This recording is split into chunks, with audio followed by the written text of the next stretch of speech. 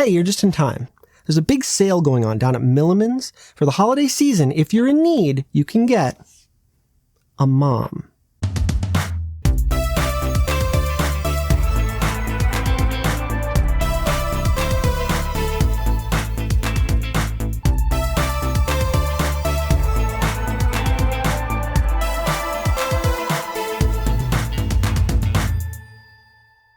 Thank you so much for tuning in. This is the TV Movie Show, where I celebrate the unsung heroes of TV and movies, TV movies. My name is K. Elliott Smith. You can call me Kyle, and welcome to my channel, Teleplayhouse. You may be thinking, Kyle, it sure has been a while since your last episode. And you're right. It's been a full calendar year since my previous broadcast, the premiere broadcast of the TV Movie Show. Well, I've been working on my follow-up that entire time, and today's episode is not that episode. You see, that video isn't exactly seasonally appropriate. It is coming soon, but with Christmas upon us, I figured why not choose from one of the many made-for-TV Christmas movies available to me? Makes sense, right? It's perfect! A Mom for Christmas, starring Olivia Newton-John, aired December 17th, 1990 on NBC. Produced by Walt Disney Television, this whimsical fantasy is a tale we can all relate to, where a motherless preteen appeals to a department store witch, and her ultimate dream is fulfilled when she gets a new mom in the form of a mannequin who comes to life. It's a tale of love, loss, and Christmas magic.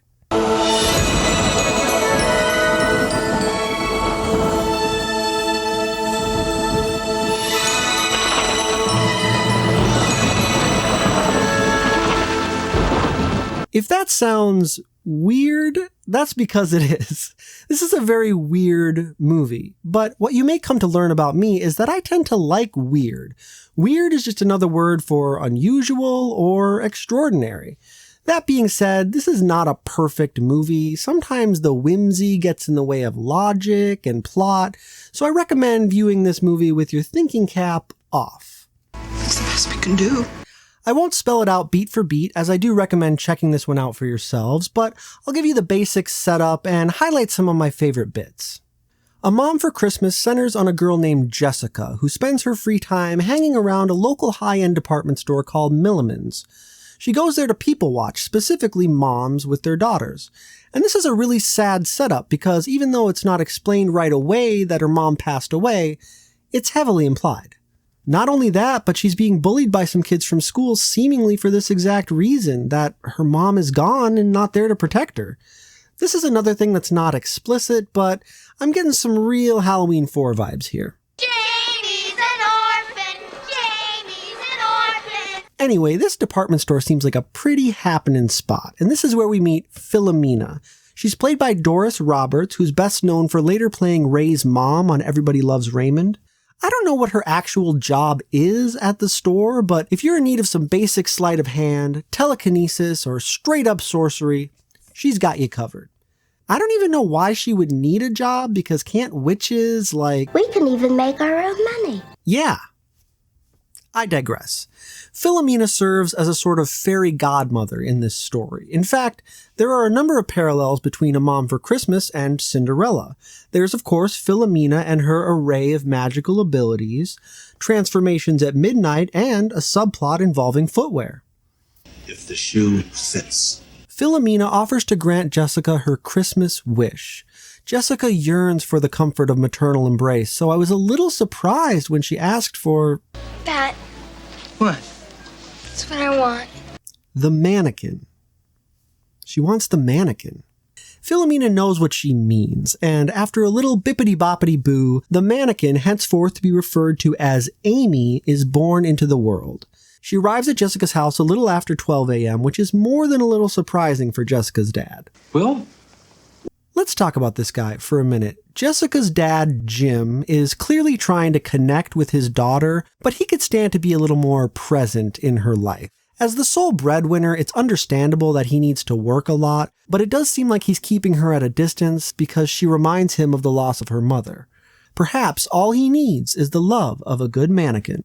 Jim is in need of someone to watch Jessica after school, and in a very Mary Poppins sort of way, Amy shows up and takes the job. He has no idea she's a mannequin, by the way. Only Jessica and Philomena are in on the secret. They've got an extra room, so she'll be close by. You like her? Yeah. too. After all of 5 minutes. Olivia Newton-John's entrance into the movie really is a breath of fresh air. The character of Amy has this childlike innocence because the world is new to her. This leads to a sequence I like to call, "Man, it's weird being human." I especially like how excited she is when she describes sleeping for the first time. You just lie there. Amy gets a job at, you guessed it, Milliman's department store. Her interview brings about perhaps one of the funniest moments in the movie. When describing her quote-unquote work history, she's asked about working in lingerie. And how did you find that experience? Chilly. A security man at the store is the obligatory Grinch of the movie. Every Christmas story's gotta have a Scrooge, right?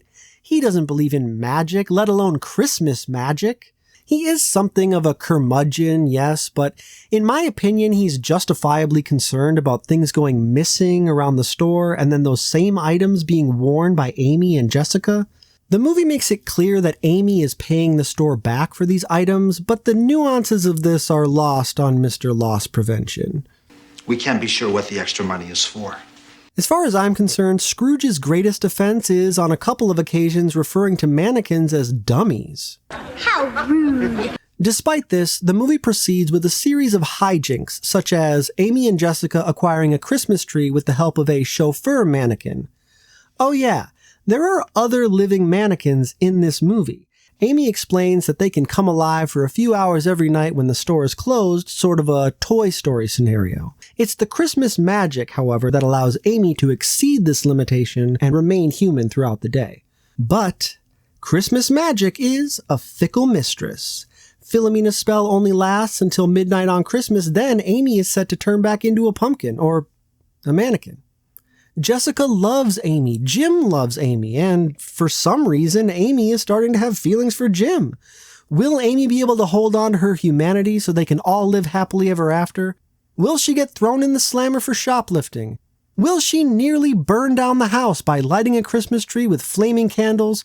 Find out this holiday season in A Mom for Christmas. Happy holidays!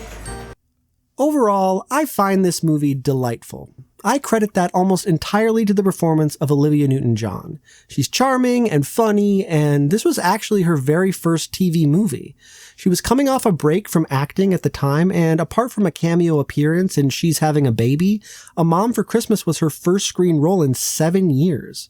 What many people don't realize is by the time Olivia Newton-John appeared in the star-making role of Sandy in Grease, she had already released 9 studio albums as a musician. Acting was always a second career for her, which makes her seemingly effortless command of the craft that much more impressive. Sadly, Olivia Newton-John passed away in 2022, but she leaves behind a beautiful legacy in her lifetime of work as well as her advocacy in the areas of breast cancer research and environmental protection.